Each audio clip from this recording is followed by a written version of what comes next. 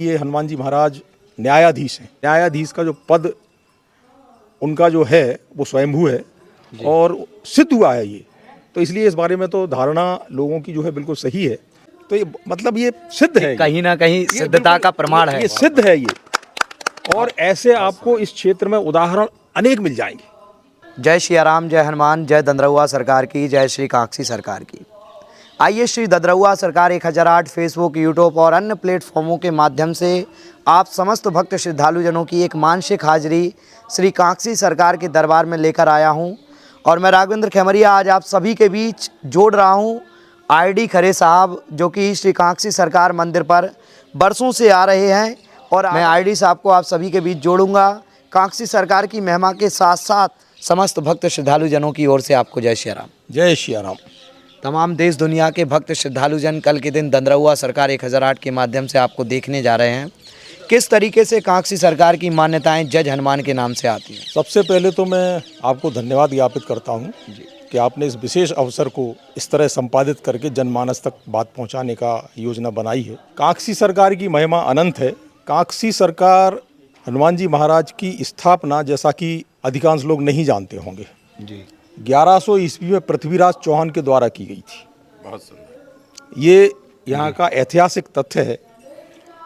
और जहाँ तक ये कहा जाता है कि ये हनुमान जी महाराज न्यायाधीश हैं, ऐसे उदाहरण इस क्षेत्र में, ना कि इस क्षेत्र में, उत्तर प्रदेश, मध्य प्रदेश और बाहर से आए हुए कई ऐसे उदाहरण हैं जिनसे ये सिद्ध हुआ है कि जो श्रद्धा और विश्वास के साथ यहाँ पर आकर अपनी अर्जी लगाते रहे हैं, उनके सारे काम सिद्ध हुए हैं।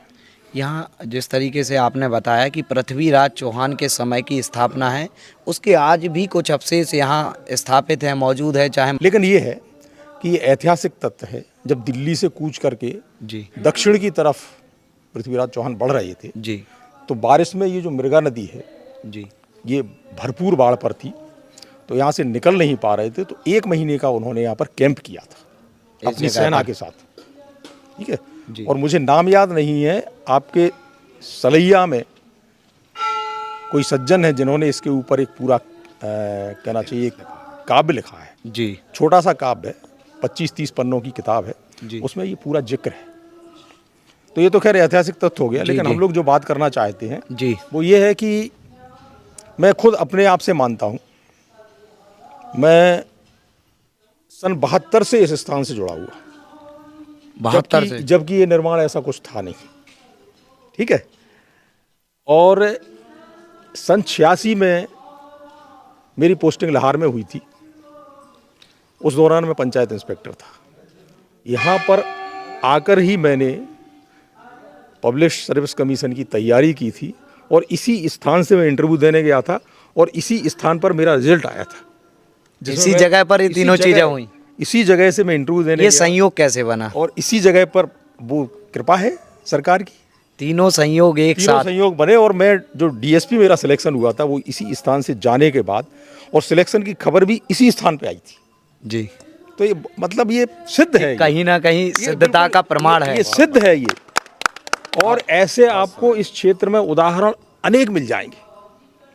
तो ये तो इसमें तो कोई मतलब, मैं समझता हूँ कि न्यायाधीश का जो पद उनका जो है वो स्वयंभू है और सिद्ध हुआ है ये, तो इसलिए इस बारे में तो धारणा लोगों की जो है बिल्कुल सही है।